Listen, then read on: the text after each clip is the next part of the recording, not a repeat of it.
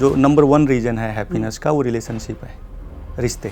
जब हम रिश्तों की बात करते हैं तो उसमें आता है हमारे खुद के साथ रिश्ता, हमारा फैमिली में परिवार में रिश्ता, हमारे दोस्तों के साथ रिश्ता और हमारा समाज के साथ रिश्ता। इंडिया में दोनों चीज़ें रिलेशनशिप्स और स्पिरिचुअलिटी एंड रिलीजन जो है बहुत स्ट्रॉन्ग हैं।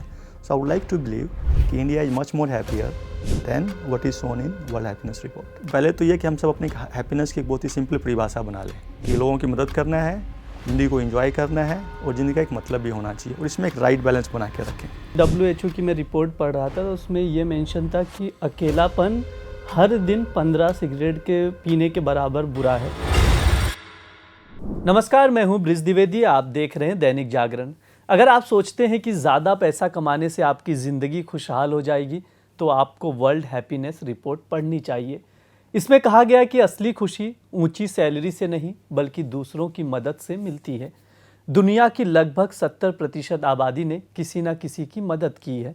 आज हम समझेंगे कि हैप्पीनेस का फॉर्मूला क्या है। हमारे साथ हैप्पीनेस गुरु प्रोफेसर राजेश के पिलानिया जी हैं। आपका बहुत बहुत स्वागत है। ब्रिज जी, धन्यवाद मुझे मौका देने के लिए और आपके दर्शकों से बात करने के लिए। जी, आप जैसे हम लोग हैप्पीनेस पर बात करते हैं, आप प्रोफेसर हैं, हैप्पीनेस गुरु के नाम से भी जाने जाते हैं। हर जगह आप ट्रैवल करते हैं इंडिया वर्ल्ड में। अभी वर्ल्ड हैप्पीनेस की रिपोर्ट भी आई है, उसमें फिनलैंड टॉप पर है। तो जो रिपोर्ट हम लोग ने देखा तो उसमें ये सब मिला कि सोशल जो जुड़ाव होता है वो काफ़ी इम्पोर्टेंट रोल प्ले करता है सोसाइटीज़ में।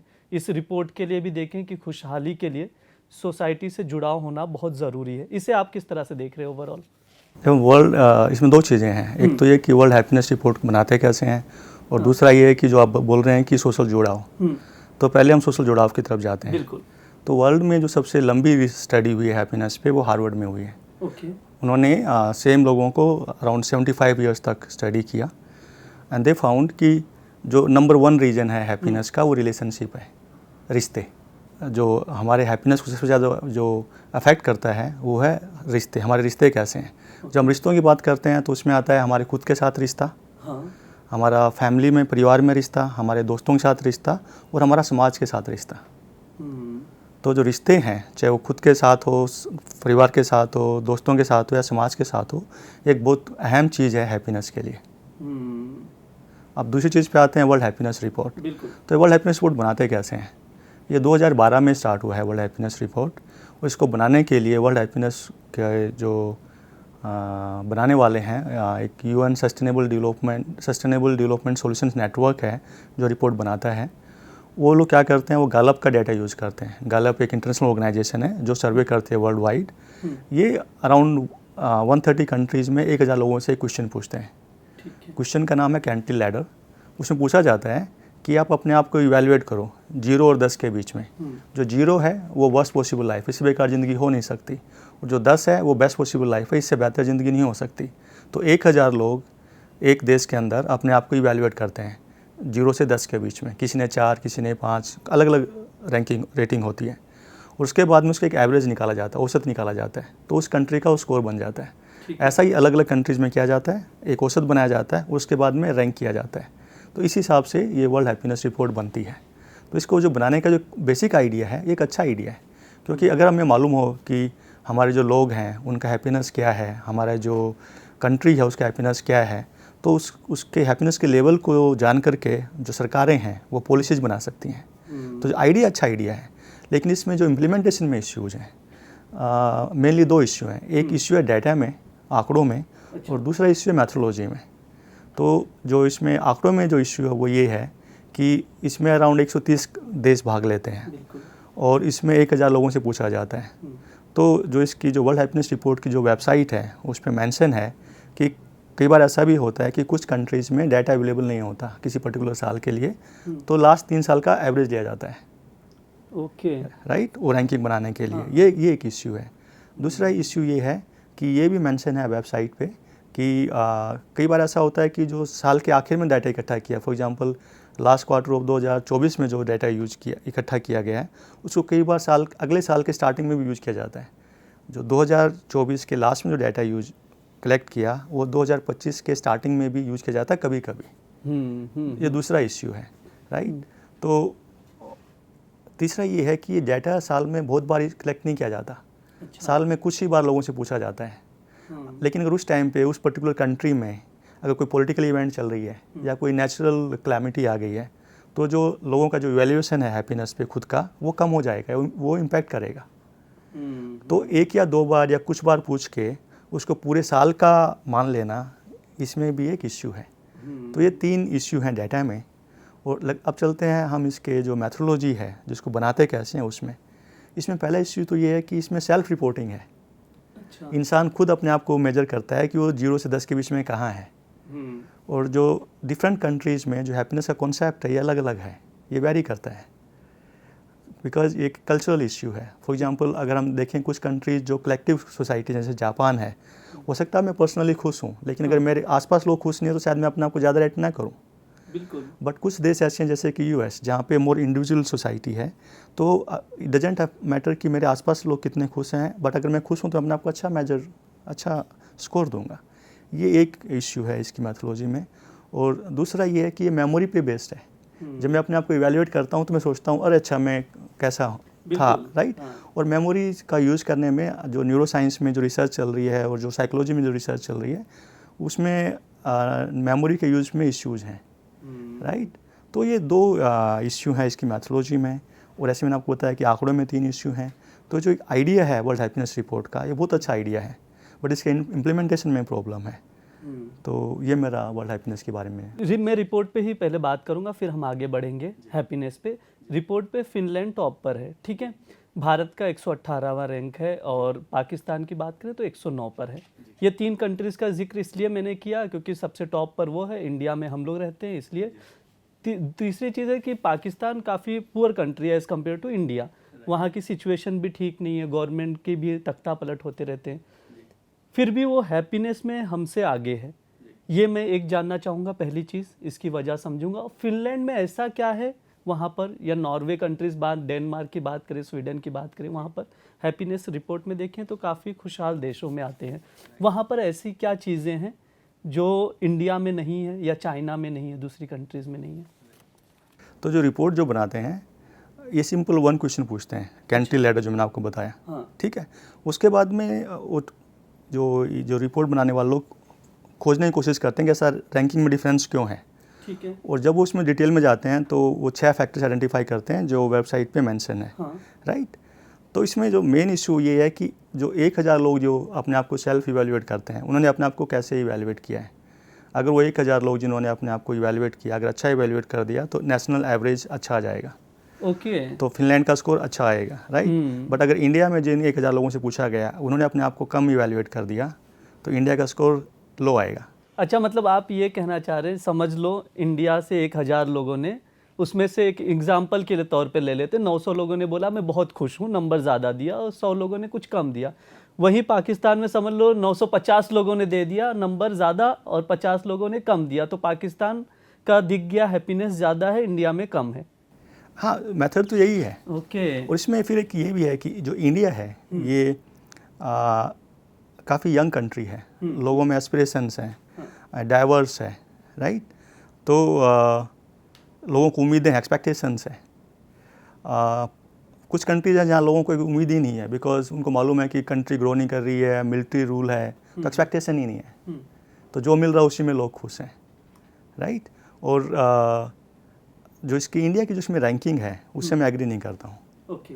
इसकी 2 वजह हैं। मैं इंडिया भर में घुमा हूँ, अलग अलग जगह गया हूँ, सब जगह नहीं जा पाया हूँ, लेकिन काफ़ी स्टेट्स मैंने घूमा है। पिछले 15 साल से मैं इसमें रिसर्च कर रहा हूँ। मैंने ये पाया है कि इंडिया में जो रिश्ते हैं बहुत स्ट्रॉन्ग हैं। और हमने अभी थोड़ी देर पहले डिस्कस किया कि जो सबसे इम्पोर्टेंट चीज़ है हैप्पीनेस के लिए वो रिश्ते हैं जी। और इंडिया में रिश्ते स्ट्रॉन्ग हैं। तो अगर रिश्ते स्ट्रॉन्ग हैं तो हैप्पीनेस भी बेटर होगा। और दूसरा ये है कि हैप्पीनेस में अगर हम जाएं तो उसको हम जैसे डिफ़ाइन करते हैं, तो एक सिंपल डेफिनेशन में यूज़ करता हूँ कि हैप्पीनेस इज़ जैम, GEM।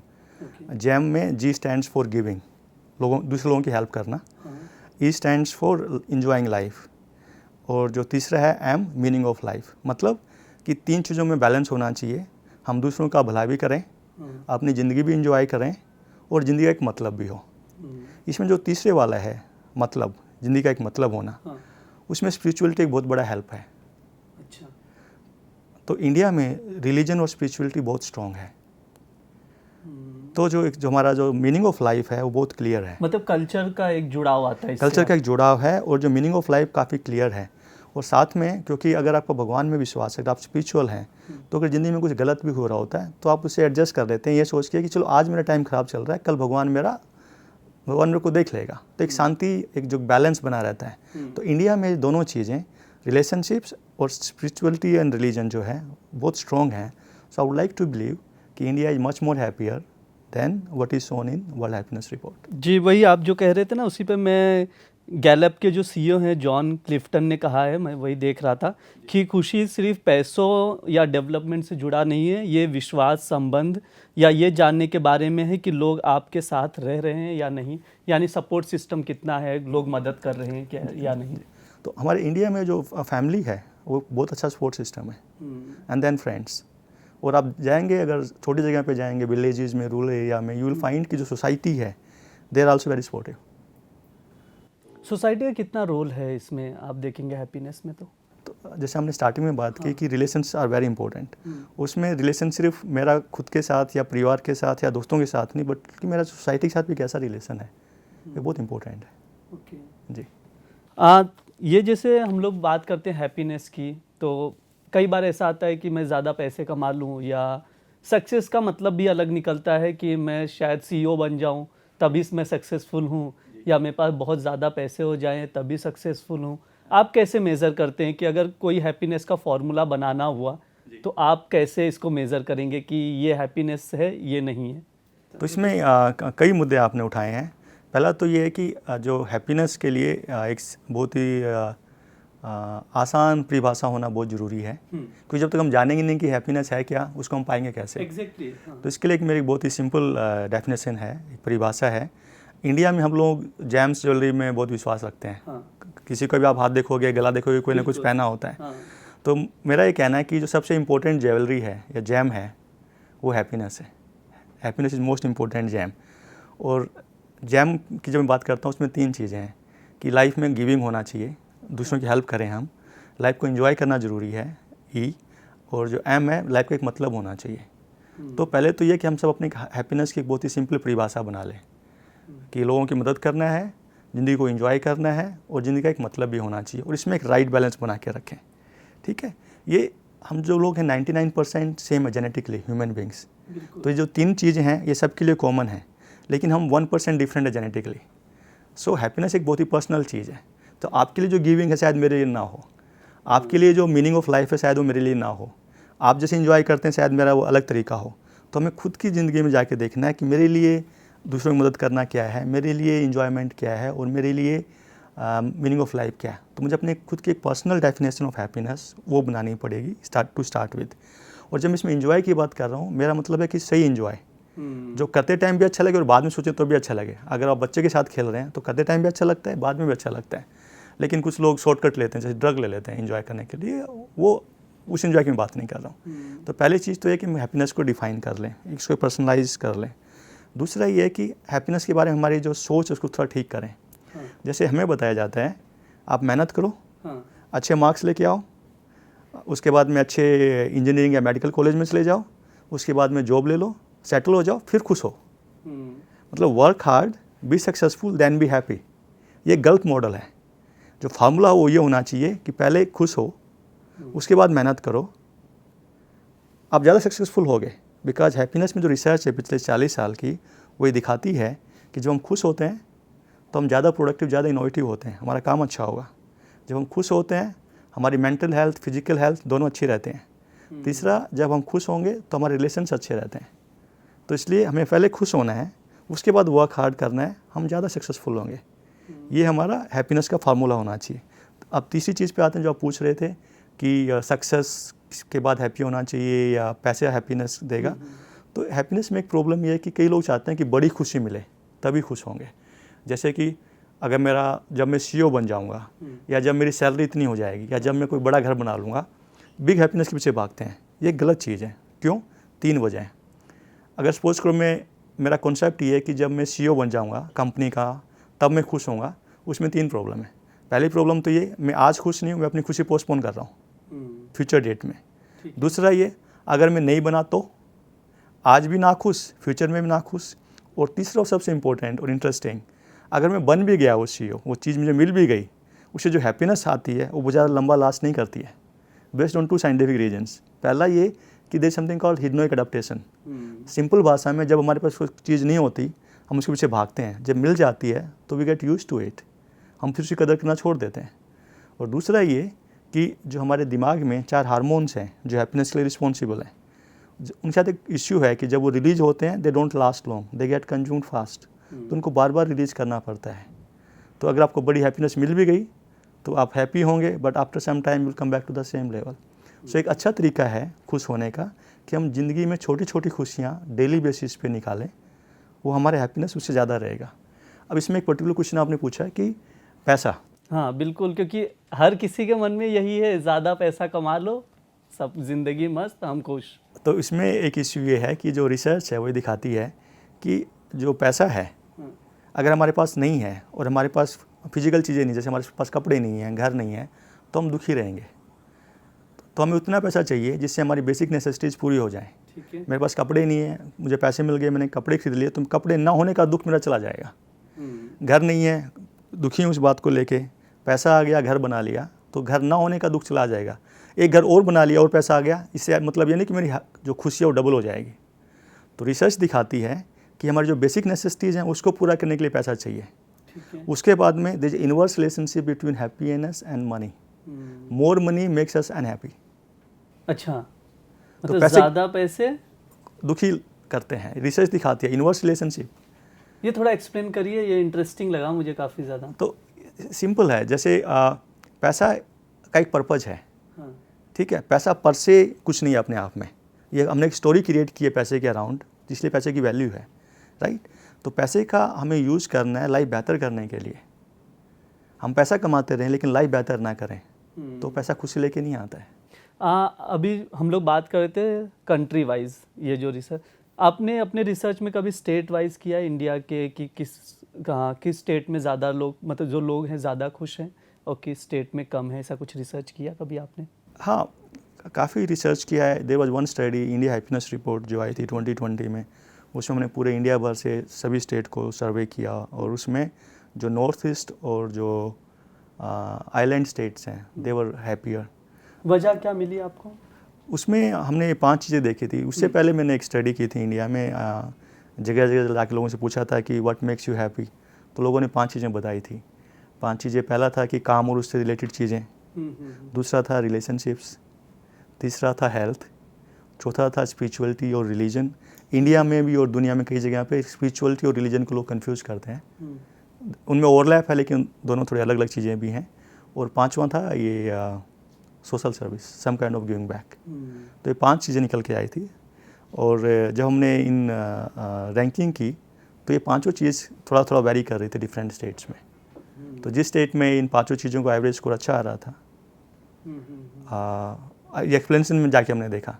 अच्छा। जब हमने पूछा तो हमने भी वो कैंटल लैडर यूज़ किया कि आप अपने आप को रेट करो, सेल्फ इवैल्यूएट करो। तो हैप्पीनेस का जो सब्जेक्ट है, सब्जेक्ट बहुत पुराना है, जो कवि थे, फिलोसफर्स थे, रिलीजन्स थे, हैप्पीनेस के बारे में बात की है, लेकिन इसमें जो साइंटिफिक रिसर्च स्टार्ट हुई है वो सिर्फ 40 साल पुरानी है। तो इसमें बहुत सारी रिसर्च में और प्रोग्रेस की ज़रूरत है। जब ये थोड़ी और प्रोग्रेस हो जाएगी तो उसके बाद में प्रोबेबली हम एक अच्छे स्टेज पे पहुंच जाएंगे, इसको ज़्यादा अच्छा समझने में, इसको ज़्यादा मेजर करने में, बेटर वे में। तो जो सर्वेज है उसका अपना एक प्रॉब्लम है। लेकिन एक दूसरा इश्यू भी है कि जैसे एक तरीका है हैप्पीनेस को मेजर करने का कि आप डे रिकंस्ट्रक्शन मेथड, कि आप लोगों को एक डायरी दीजिए और दिन में कई बार अपने बारे में लिखें कि कैसा आप फील कर रहे हैं, उनके हैप्पी हैं नहीं है, अपने इमोशंस के बारे में, अपनी सोच के बारे में लिखें। और जब साल के एंड में आप उनसे कलेक्ट करें और फिर आप एक बेहतर तरीका है उसकी हैप्पीनेस को जानने का, लेकिन इतना एक मनी इंटेंसिव है, उतने रिसोर्सेज कई बार रिसर्चर्स के पास नहीं होते हैं। बिल्कुल। तो आजकल जब से कोरोना हुआ, उसके बाद कोरोना के बाद से ही देखा गया कि अकेलेपन का ट्रेंड काफ़ी ज़्यादा बढ़ गया, मतलब लोग अकेलापन ज़्यादा फील कर रहे हैं। क्या वजह लग रही है आपको? इसकी कई वजह हैं। वन रीजन इज़ कि अर्बनाइजेशन जो हो रहा है, रैपिड अर्बनाइजेशन जो हो रहा है, हर साल लाखों लोग छोटी छोटी जगह से आ रहे हैं शहरों में। कुछ उनमें से कुछ लोग हैं जो सही से एडजस्ट नहीं कर पा रहे हैं शायद। दूसरा रीज़न ये है कि हमने रिलेशनशिप्स को कुछ हद तक उतना इम्पोर्टेंस नहीं दे रहे हैं अभी। न्यूक्लियर फैमिलीज हो गई हैं।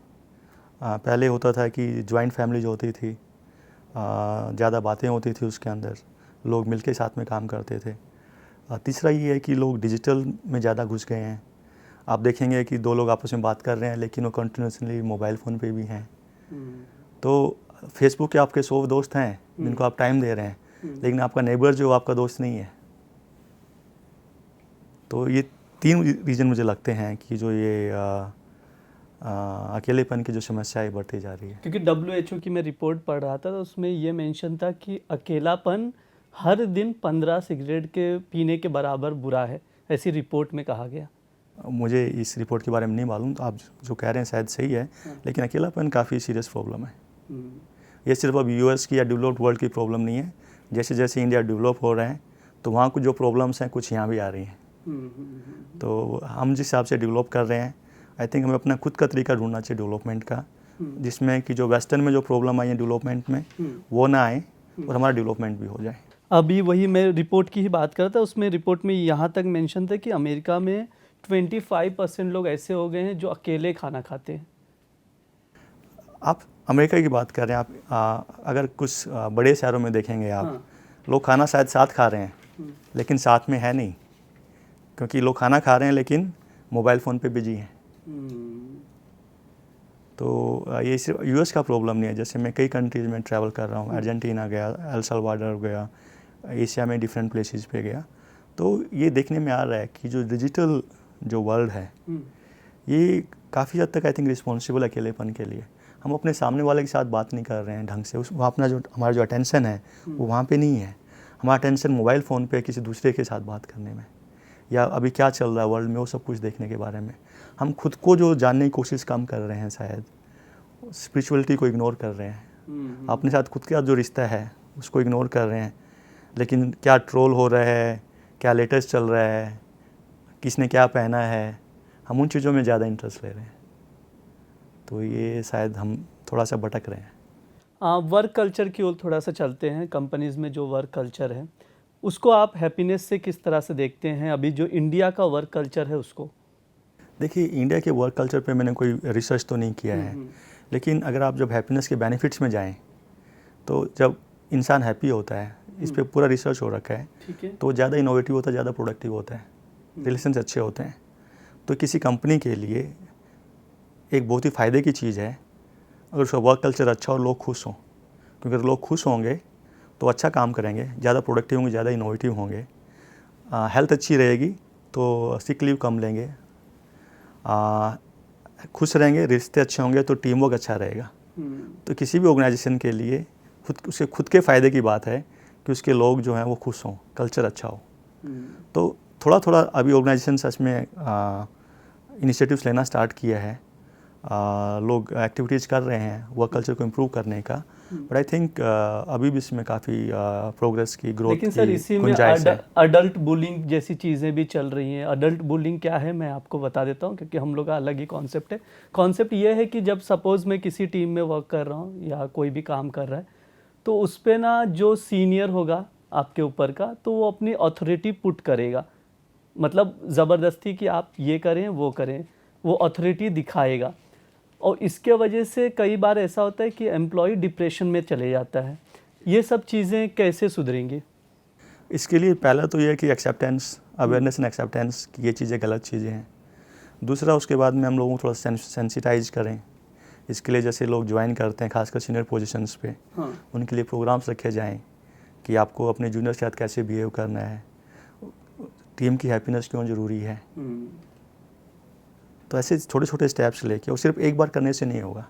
जो बिहेवियरल चेंज है सबसे मुश्किल चीज़ है, तो ये चीज़ें बार बार throughout the years, maybe 15 दिन में एक बार या मंथ में एक बार, इस पर एक बार खुल के चर्चा होनी शुरू होनी चाहिए कंपनीज़ में, ऑर्गेनाइजेशंस में, टीम्स में।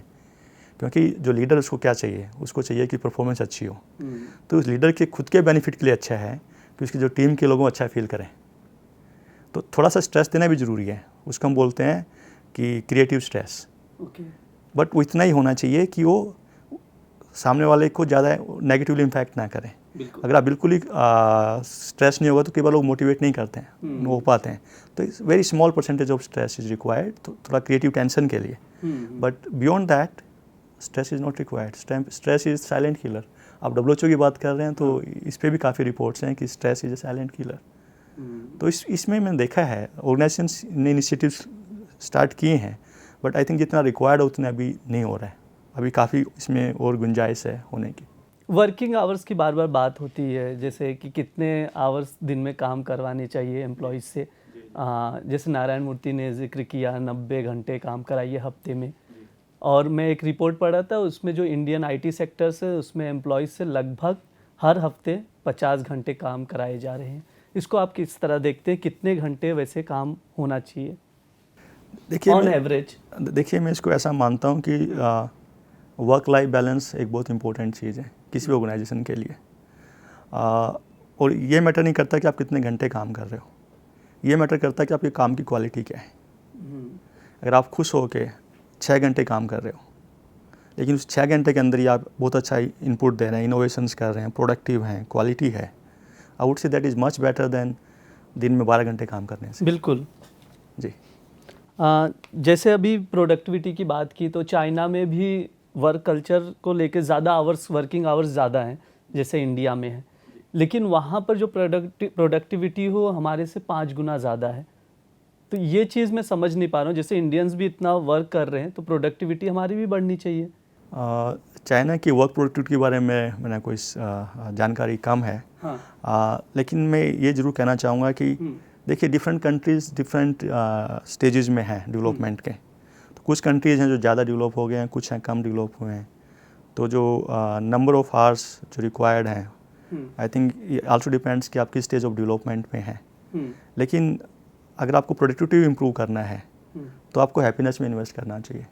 अच्छा। एम्प्लॉय हैप्पीनेस में, एक हैप्पी कल्चर में। बिकॉज डॉक्यूमेंटेड रिसर्च है अगेन एंड अगेन कि अगर इंसान खुश है तो ज़्यादा प्रोडक्टिव होता है, ज़्यादा इनोवेटिव होता है। आप प्रोडक्टिविटी कैसे बढ़ाएंगे? या तो आप सेम चीज़ को बार बार करो, या सेम चीज़ को आप थोड़ा इनोवेटिवली करो।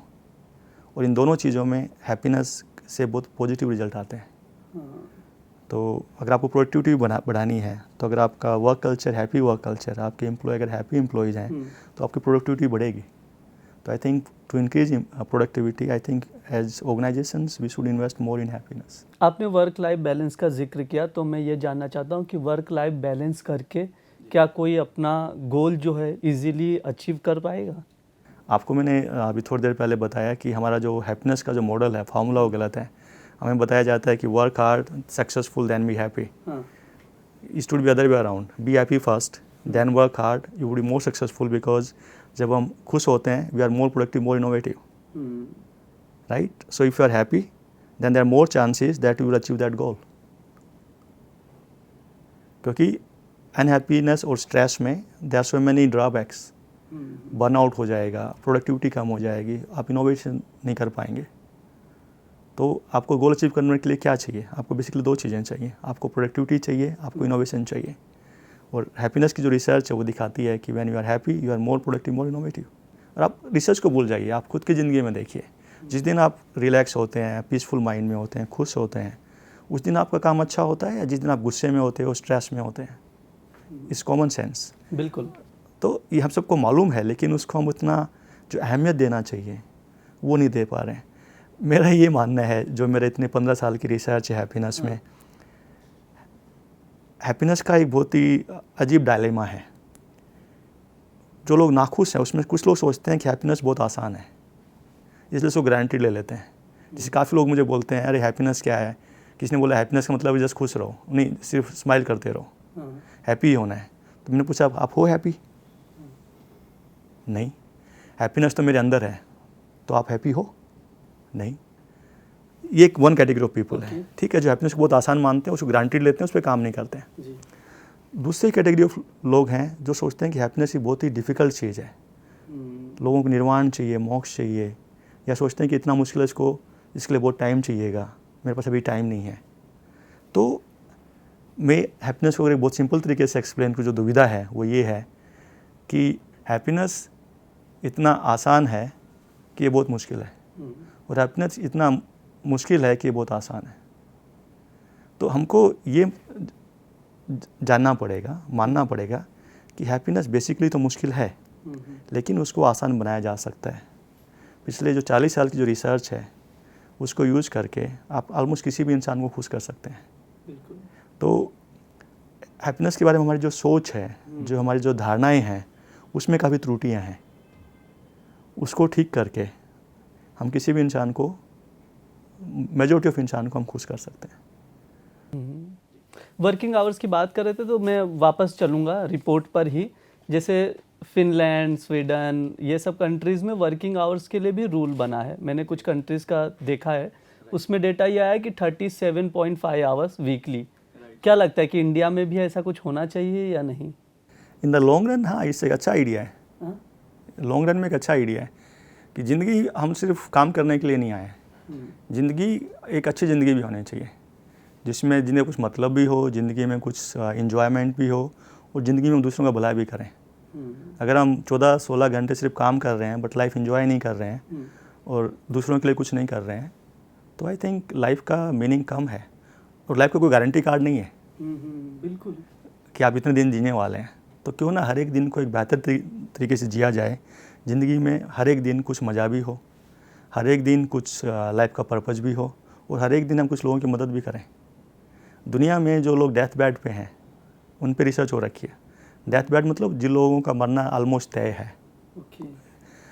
तो उनसे पूछा गया कि अगर आपको ज़िंदगी दोबारा मिले तो आप क्या करेंगे, क्या अलग करेंगे। तो उन्होंने ये 3 चीज़ें बताई कि मैं ज़िंदगी को ज़्यादा एंजॉय करूँगा, मैं ज़िंदगी में दूसरे लोगों की ज़्यादा मदद करूँगा, और तीसरा मैं ज़िंदगी को एक मतलब एक मीनिंगफुल तरीके से भी जीऊँगा। तो हमें डेथ बेड का क्यों इंतजार करना है? हमें आज से ही, अभी से ही ज़िंदगी में तीनों चीज़ें लेके आनी है, और बैलेंस तरीके से कि ज़िंदगी में दूसरों की मदद भी करना ज़रूरी है, ज़िंदगी को एंजॉय करना भी ज़रूरी है, और ज़िंदगी का कुछ मतलब होना भी ज़रूरी है।